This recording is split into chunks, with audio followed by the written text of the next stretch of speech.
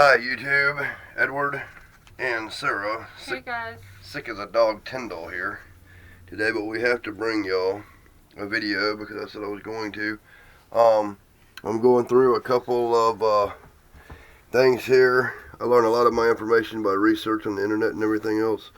I have a couple king baboon. This is an adult female specimen. Sarah's going to show you our wonderful 3 king baboons, and I'm going to tell y'all a little bit about these amazing creatures. And as a matter of fact, I'm going to be making tarantula care sheets on a lot of stuff. We got this area tarantula stuff coming, new tarantula stuff, so we're going to be doing that today. I'm also going to try to get some feed on for y'all on here. There's a female adult rusty red, a male not too far out of shed rusty red, and then an extra thick and plump juicy gut loaded fresh shed dubia cockroach. And these tarantulas here are pretty cool. There's king baboon 1, 2, and 3.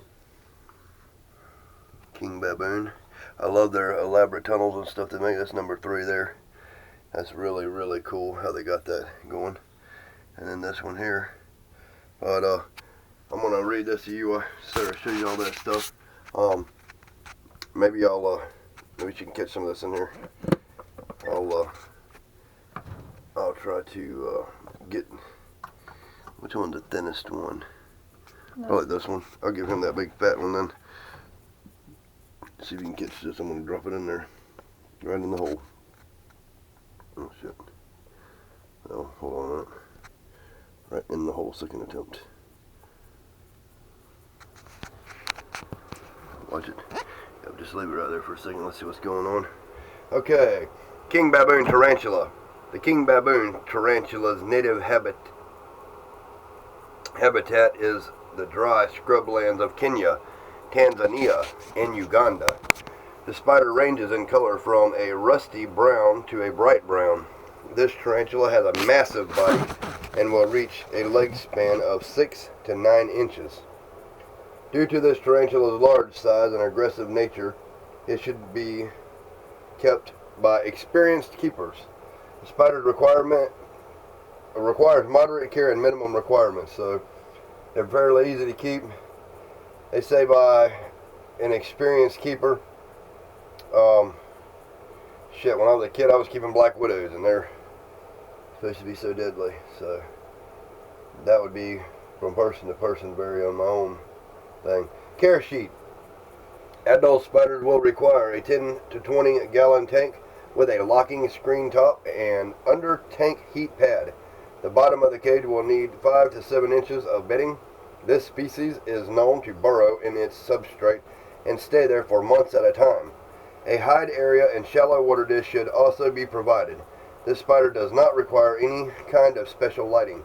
The king baboon tarantula food consists of gut-loaded crickets and pinky mice.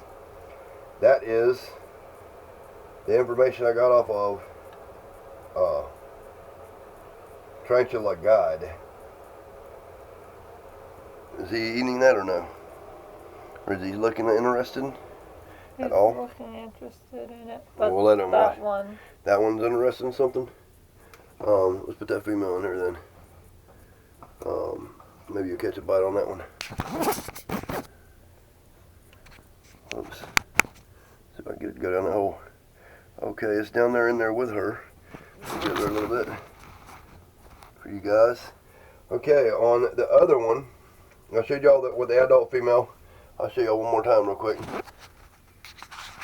Adult female, king baboon tarantula beside a quarter. The reason I'm going through this stuff with you because eventually I will be having tarantulas for sale to the public, and I'd like to go through each one of my list everything that I can find out possibly about each one of them, so you guys know. Oh, I think she just busted that roach wide open. Damn, I think she did. Yeah. You go, girl. Okay, the king baboon tarantula is one of the most prized tarantulas in the hobby. That's why I would say this would be a beginner tarantula for anybody because it's the most prized. Why not start with the best, right? These impressive tarantulas are rusty red to bright brown and reach a massive body size. The photo to the left shows the adult female next to a US 25-cent piece. Although the king baboon tarantula has many good features, it is an extremely aggressive species and should be owned by experienced keepers only. These tarantulas will stand up on their hind legs in a defensive position and even make a hissing noise at the first sign of danger, which can be almost anything to them, such as fingers, a pair of tongs, etc.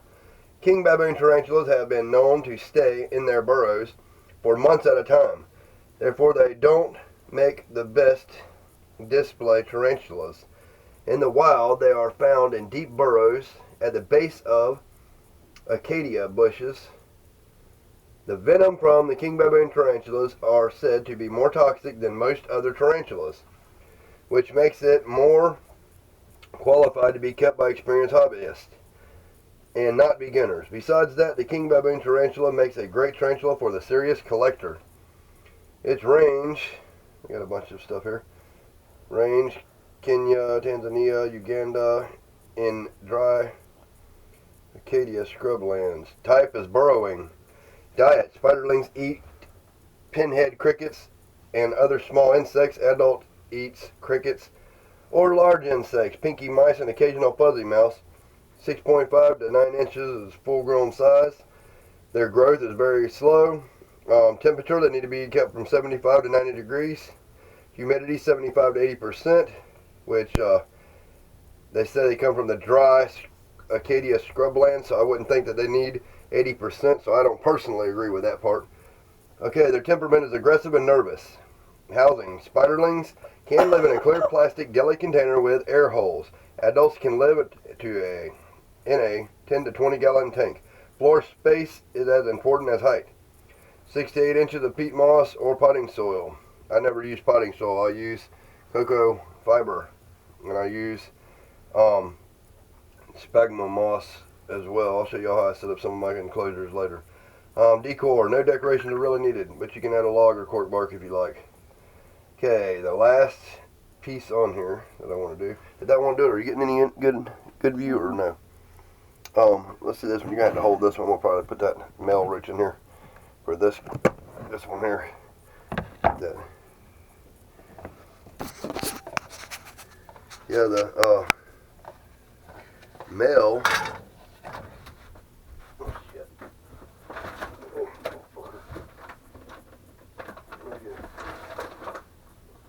Hold on a minute, people. Lots of fucking roach. God damn it. These male, roach, you see how he's freshly shed.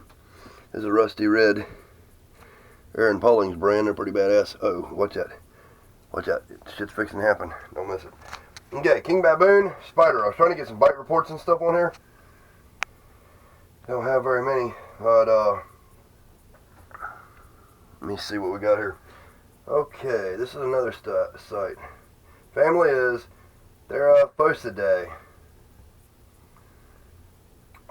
This is Animal World. King baboon spider. The king baboon tarantula is a bad-tempered spider, letting anyone and everyone know it. The king baboon spider,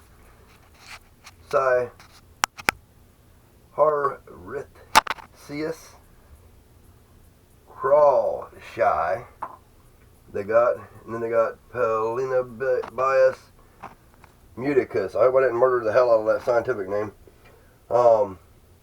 Will rear up on with its fangs ready at the slightest disturbance or perceived threat. It could be said that they are not so much aggressive, but more on the defensive side. I agree with that. But either way, they are highly aggressive and not suitable for beginners. That's funny how they worded that. I'm going to read that again. It could be said that they are not so much aggressive, but more on the defensive side. But either way, they are highly aggressive. That makes no damn sense what they put on the internet sometimes, people. At one time, the king baboon spider was the most sought-after species for collectors. They are red to bright brown in color, and a female can reach a leg span of up to 7 to 8 inches, 20 centimeters. Their velvety terracotta-colored hair and incredible display behaviors make them popular among collectors. The king baboon tarantulas are very active spiders at night, with an amazing burrowing behavior. During the day, they stay hidden and sealed in their burrow. Then at night, they emerge to search for prey and begin to excavate. They are constantly enlarging their burrow and forming new ones throughout the substrate. They were first collected in Kenya in 1899. Like most baboon spiders, the king baboon spiders are very aggressive and can be considered potentially dangerous species. Despite its incredibly aggressive nature, though, it has become a staple in the hobby, and captive produced spiderlings are occasionally available. Okay, habitat and background. Let me see. P. muticus, huh? Isn't it about the normal with all the other ones? Did he get it? Did he get it? What are you saying about the normal? The normal about everything else? Oh, yeah, get this. Is this one eaten or not? What is the normal? That you just read. Tell me what you're saying, 'cause I don't understand what you're getting at. Wasn't that the same one as you read before about how to keep them? No, this is 3 different pages of scientific stuff or whatever research that they got. Sorry, my fault. Alright, well, when I find where I was at now. It's a P. muticus. Habitat distribution background. The king baboon spider was described by Pocock in 1900, while P. muticus was described by Karsh in 1885. These are the second largest of the African spiders and are found in Kenya and Tanzania. Other common names they are known by are the king baboon tarantula. Some experts are suggesting that the scientific name for this species should be Philinobius muticus, based on the idea that the first one, Cytharsius, is a junior synonym of Polybius. I'm probably murdering all these words, people. I can't read. Something by Karsh in 1885 is revalidated and proposed as a senior synonym of Pocock, 1900. I'm going to skip past some of this shit. I do a lot of research, but y'all can do research your own self. Status. The king baboon are not on the IUCN red list for endangered species. That's nice to know. Description. The king baboon spider is a large tarantula that is covered over its entire body with velvety burnt orange coloration. It has enlarged back legs, as do most of its baboon spider relatives. That's the first time I've seen that. The big back legs are awesome. It also has large black shiny fangs and is not afraid to use them. The average about 5.5 to 6 inches, though a mature female may exceed 7 to 8 inches. Mature males are smaller than females. Males are very hairy and slender and have no tibial hooks to aid in breeding. That means they'll get their asses eat fast. Okay, food and feeding. There is a tendency by keepers to feed their large aggressive species a lot of mice. We suggest feeding the king baboon spider a diverse diet consisting of adult crickets, grasshoppers, tinebrio larvae, and only occasional feedings once or twice a month of mice. This variety more closely mirrors the diet of this tarantula in nature and will keep them healthy. This is probably the most important side I've read so far, so y'all take this with a grain of salt or however you want to take it. Housing. In nature, the king baboon spider is found in deep burrows associated with rock piles or the bases of trees. In captivity, they should be kept in a 15 to 20 gallon terrarium with a secure lid. This enclosure should have a deep substrate of at least 10 inches of compacted sand and peat moss or potting soil. They should be allowed to dig and maintain burrow, which will help meet their need for a warm, humid retreat. Temperature and humidity requirements. Warmth in the 78 to 82 degree range and humidity of 75 to 85 is best for this burrowing species. I guess they're saying a high humidity too, but I have found having too much moisture can cause the problems. They have book lungs that sit at the bottom of their the bottom of their abdomen, and if it gets moldy and they breathe that shit in, they're done. Okay, cage care. Good habitat. A good habit to get into is cleaning up any uneaten prey items the day after feeding your tarantulas, as decaying organic matter commonly attracts mites, fungus, mold, and other potentially harmful organisms into the enclosure. If your pet has recently molted, remove uneaten prey items immediately. Newly molted tarantulas are vulnerable until their exoskeletons harden. That means don't leave uneaten food in there with them. And that right there, I say go for every tarantula. I do that with every tarantula I have. I take the uneaten food items and even shit I clean out of there. Behavior. The king baboon spiders are very aggressive and best housed singly. With the slightest disturbance, they can become defensive. They make a hissing noise by rubbing the hairs on their front legs together, and they will rear up on their hind legs with fangs bared and bite. Handling this species is so aggressive and defensive and should not be handled under any circumstances. The bite can be medically significant for some people. We suggest using a paintbrush or other tool to corral the king baboon spider when moving it from enclosure to enclosure for cleaning, maintenance, and breeding attempts. Reproduction. Mature males are smaller than females and are very hairy and slender and have no tibial hooks to aid in breeding. Unlike most baboon spiders, the king baboon spider is a very difficult to inspire to breed.